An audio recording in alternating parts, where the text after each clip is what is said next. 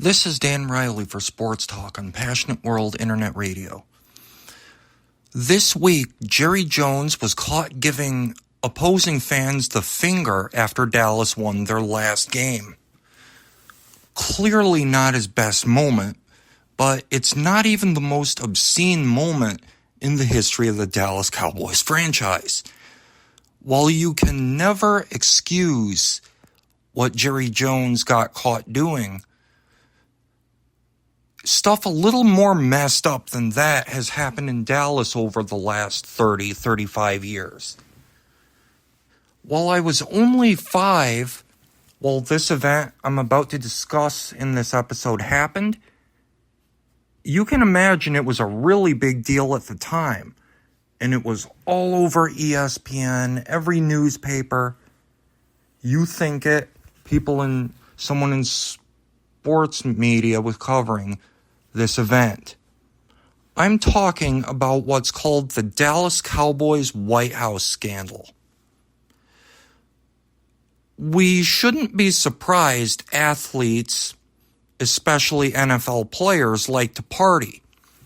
In football specifically, the game's dangers and stakes mean guys need to find an escape from the game every once in a while. The problem, of course, is that things can get out of control, like what happened in Minnesota with what's called the Minnesota Vikings Love Boat scandal. As far as what's called the White House scandal, in Dallas, I'm talking about the kind of partying you saw in the film Any Given Sunday halfway through the movie. Now, when I say the White House, I'm not referring to the big mansion on 1600 Pennsylvania Avenue. I'm referring to a mansion right next to the Dallas Cowboys practice field where the guys on that team would have crazy parties. It had been bought by a player on the team named Alvin Harper, who pooled together some of his teammates' money and purchased this thing so he and his teammates would be able to go and chill out and party without the public knowing.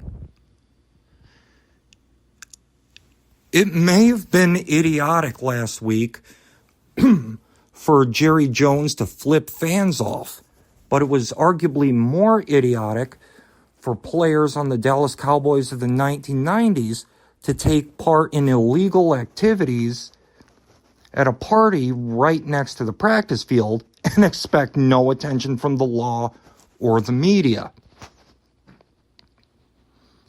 A lot of illegal stuff like drug use was going on at this party pad the Cowboys had, namely cocaine use, which is, why they called it the White House, after a certain illegal white powder.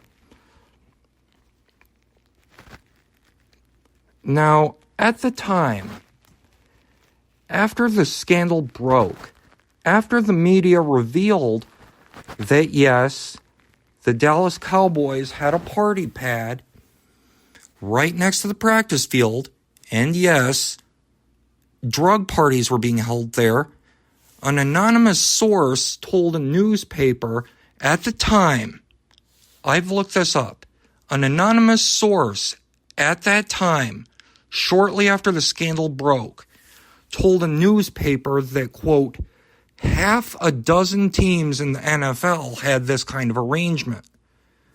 Given this was a decade and a half before smartphones, meaning you had a lot less of a chance of being exposed, the NFL should be grateful partying like this wasn't more widespread in the league.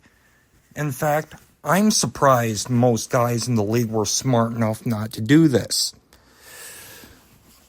In the end, Jerry Jones will be punished, whether it's good enough for other people or not.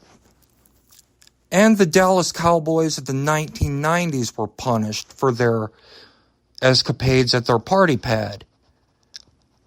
Guys were suspended, convicted in court. It was embarrassing for the Dallas Cowboys. And it's hard to tell if that scandal was the beginning of the end. But as indefensible as Jerry Jones flipping people off is, and it is, I will always remember that people in the Dallas Cowboys organization have given that team a lot worse press. A lot worse. By the 1990s standards, today's Dallas Cowboys and the NFL as a whole are a lot more tame than when I was in elementary school. This is Dan Riley for Sports Talk. Thank you so much for tuning in, and so long.